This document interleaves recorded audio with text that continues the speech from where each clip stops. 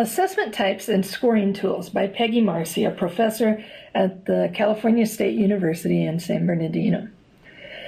The first video in this series talked about assessment basics. This one will look at a handful of basic assessment types, which most of them are just scoring tools that can be applied in numerous settings. I am not attempting to give an exhaustive list of assessment types or scoring tools. By the way, I'm specifically referring to classroom assessments, not proficiency or placement or diagnostic or standardized national standardized assessments tests.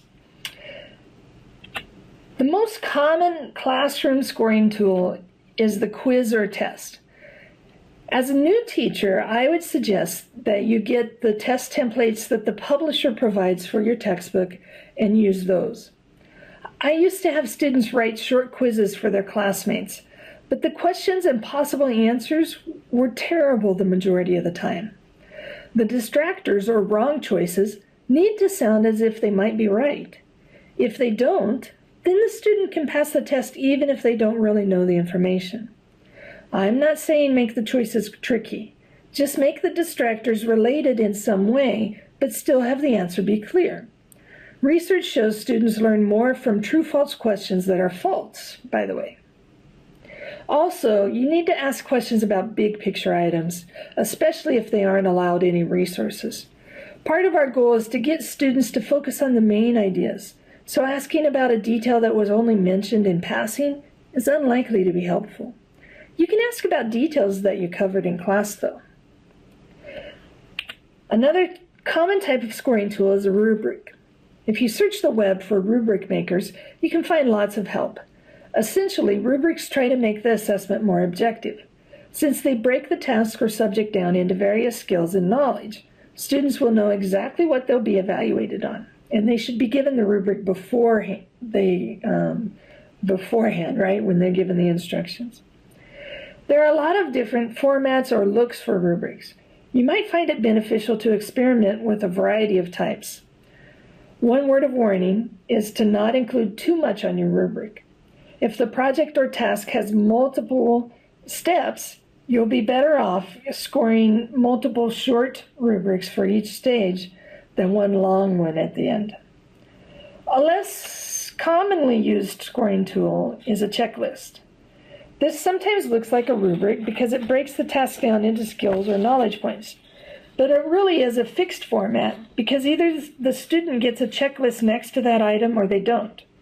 Each item on the checklist can be worth the same amount of points, or you can show the different points next to the item. Let me end this video by mentioning portfolios. Portfolios are considered a type of assessment.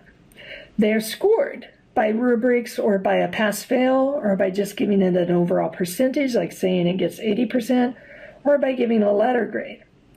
Actually, when I kept portfolios, I just used them for student self-assessment and never scored them. A portfolio is a place where student work is collected throughout the course of the class. Teachers can use it for midterm and final reviews to solicit the student's opinion about the improvement or lack of improvement over time, as well as give their own feedback.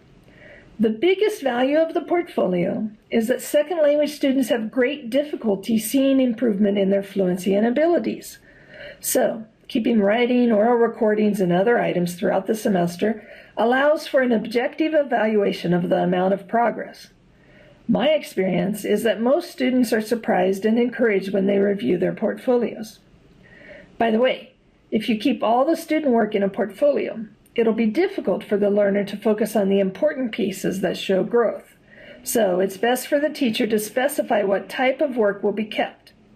It doesn't all have to be final drafts either, while at the same time allowing students to add a few items that they feel proud of. In summary, we looked at several types of assessments and scoring tools. We said that tests should cover big ideas and the distractors should require true knowledge to know the difference. Rubrics provide a way for objectively indicating quality of skill or knowledge for each area being evaluated. Checklists break into skills, but they either get the points or they don't.